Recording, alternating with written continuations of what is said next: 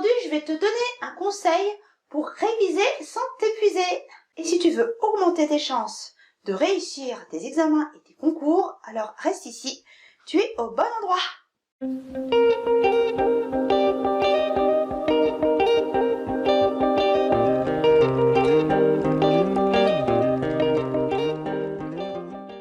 Bienvenue sur la chaîne YouTube de Learneuse, tu es ici pour bouger ton cerveau et développer tes neurones.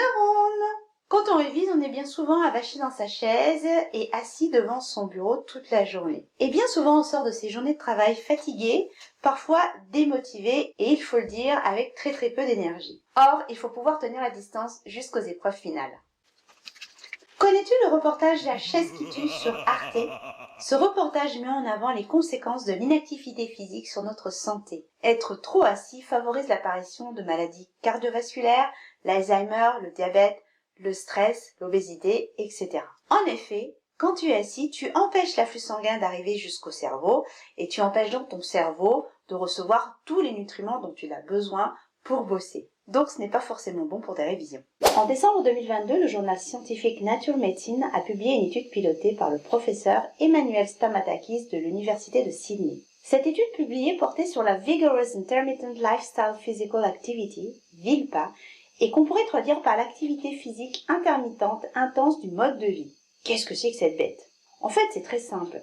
La VILPA, c'est tout bêtement courir jusqu'à l'arrêt d'autobus, porter de gros sacs de course de la voiture à chez soi, gravir l'escalier rapidement, bref, des activités que l'on fait au quotidien. Pendant 7 ans, 25 000 volontaires à la Yucca Biobank ont porté un moniteur d'activité physique. Les mesures ont révélé que 93% d'entre eux pratiquaient une forme de VILPA chaque jour et que ces VILPA duraient environ 1 minute. Les sujets de l'étude effectuaient en moyenne 8 séances de VILPA par jour.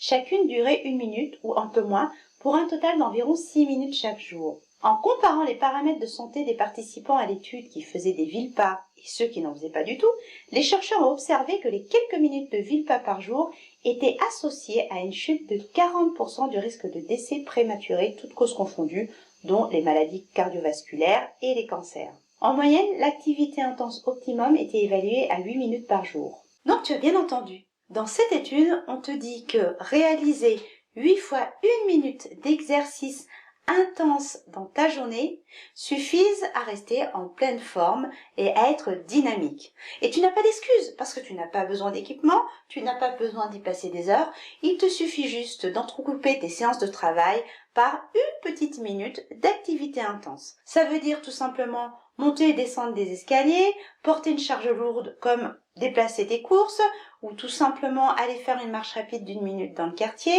faire des squats, des abdos, sauter à la corde, danser sur ta musique préférée, tout est possible. Tout ça 8 fois par jour. Donc 8 heures de travail entrecoupées de 8 fois 1 minute de bouge-bouge. Alors bien sûr, si tu as des problèmes de santé, consulte d'abord ton médecin avant de faire ce genre d'exercice. Alors certains me diront: ouais, mais moi, je fais 3 heures de vélo le dimanche, 1 heure de course à pied le samedi, donc c'est bon, j'ai fait mon taf pour la semaine. Eh ben non, ça ne marche pas aussi bien, d'après les études. Dans le reportage La chaise qui tue, une des personnes interviewées explique que faire ça, c'est comme si tu te lavais les dents 7 fois le dimanche et pas du tout la semaine. Tu visualises l'état de tes dents là? La règle, c'est tout simplement un peu d'activité toutes les heures et tous les jours. 8 fois 1 minute. C'est pas le bout du monde. En appliquant cette nouvelle habitude, tu vas augmenter ta capacité à te concentrer, tu vas diminuer ton anxiété et être beaucoup plus dynamique pour arriver en pleine forme le jour de tes épreuves. Si tu veux plus de conseils pour apprendre efficacement et décrocher tes examens et concours, abonne-toi à la chaîne YouTube de Learneuse et télécharge tes bonus sur le blog learneuse.com. Bye!